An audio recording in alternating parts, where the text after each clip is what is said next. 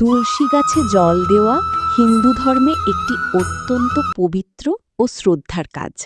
বিশেষ করে ভোরবেলা স্নান করে তুলসী গাছে জল দেওয়া এবং মন্ত্র উচ্চারণ করলে তা আরও শুভ বলে মনে করা হয়।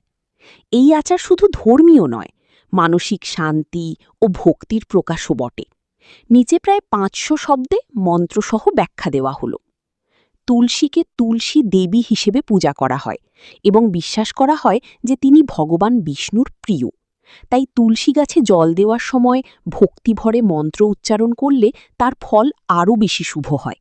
সাধারণত জল দেওয়ার সময় এই মন্ত্রটি বলা হয়: তুলসীতং নমস্তুভ্যং পাপং হর হরি প্রিয়ে, নমস্তে নারদনুতে নমো নারায়ণ প্রিয়ে। এই মন্ত্রের অর্থ হল, হে তুলসী দেবী, আপনাকে প্রণাম। আপনি ভগবান হরির প্রিয়, আমার সমস্ত পাপ দূর করুন।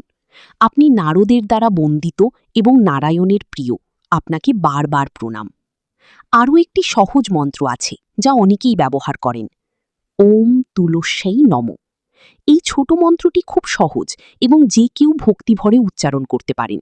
এর অর্থ তুলসী দেবীকে প্রণাম। তুলসী গাছে জল দেওয়ার সঠিক সময় হল সূর্যোদয়ের পর, বিশেষ করে সকালবেলা। আগে স্নান করে পরিষ্কার হয়ে নেওয়া ভালো। তারপর একটি পাত্রে পরিষ্কার জল নিয়ে ধীরে ধীরে তুলসীর গোড়ায় ঢালতে হয়।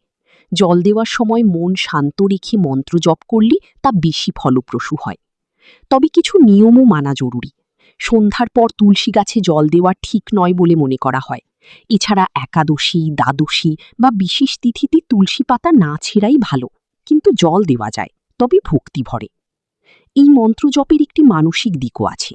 যখন আপনি মন দিয়ে মন্ত্র বলেন তখন মন একাগ্র হয়, চিন্তা কমে এবং ভেতরে একটি শান্তি অনুভূত হয়। তুলসীর সামনে দাঁড়িয়ে প্রার্থনা করলে মনে ইতিবাচক শক্তি আসে। অনেকেই বিশ্বাস করেন নিয়মিত তুলসী গাছে জল দিয়ে মন্ত্র জপ করলে সংসারে শান্তি আসে, রোগ ব্যাধি কমে এবং মন ভালো থাকে। এটি আসলে এক ধরনের দৈনিক ধ্যান বা মেডিটেশনের মতো কাজ করে। সবশেষে বলা যায়, তুলসী গাছে জল দেওয়ার সময় মন্ত্র বলা কোনো বাধ্যতামূলক নিয়ম নয়, কিন্তু এটি করলে ভক্তি ও আধ্যাত্মিকতার গভীরতা বাড়ে। সবচেয়ে গুরুত্বপূর্ণ হল আপনার আন্তরিকতা ও বিশ্বাস। মন থেকে প্রণাম করলে তুলসী দেবী সন্তুষ্ট হন।